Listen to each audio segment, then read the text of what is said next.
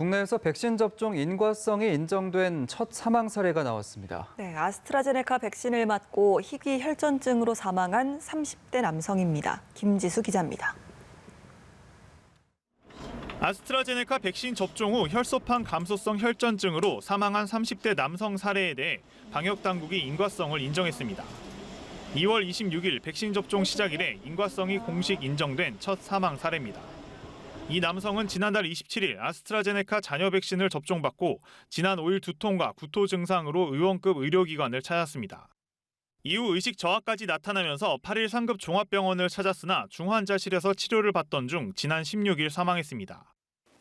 혈소판 감소성 혈전증은 아스트라제네카나 얀센 백신 접종 후 4일부터 4주 사이에 매우 드물게 발생하는 부작용입니다. 혈전증은 혈액이 굳어서 혈관이 막히며 생기는 질환인데 백신 부작용으로 나타나는 경우 일반 혈전증과 달리 혈소판 감소를 동반하고 뇌정동맥과 내장정맥에서도 발생합니다. 증을 의심해야 되는 증상으로는 진통제를 복용하고도 조절되지 않은 심한 두통이 있으면서 구토를 동반하거나 아니면 시야가 흐려지는 등의 신경학적인 증상이 같이 있는 경우 의료기관의 진료를 받으시는 게 필요하겠습니다. 방역당국은 중증 의심 반응이 나타나면 조기 진단을 받고 누락이 발생하지 않도록 시스템을 보완하겠다고 밝혔습니다. 피해 조사반이 지난 13일부터 일주일간 심의한 신규 사망 사례는 12건인데 평균 연령은 70.5세, 이 중 75%는 고혈압, 당뇨 등 기저질환이 있었습니다.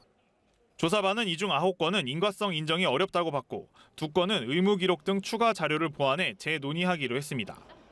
지금까지 조사반은 총 692건을 심의해 76건의 인과성을 인정했는데 대부분인 72건이 아나필락시스 사례였습니다.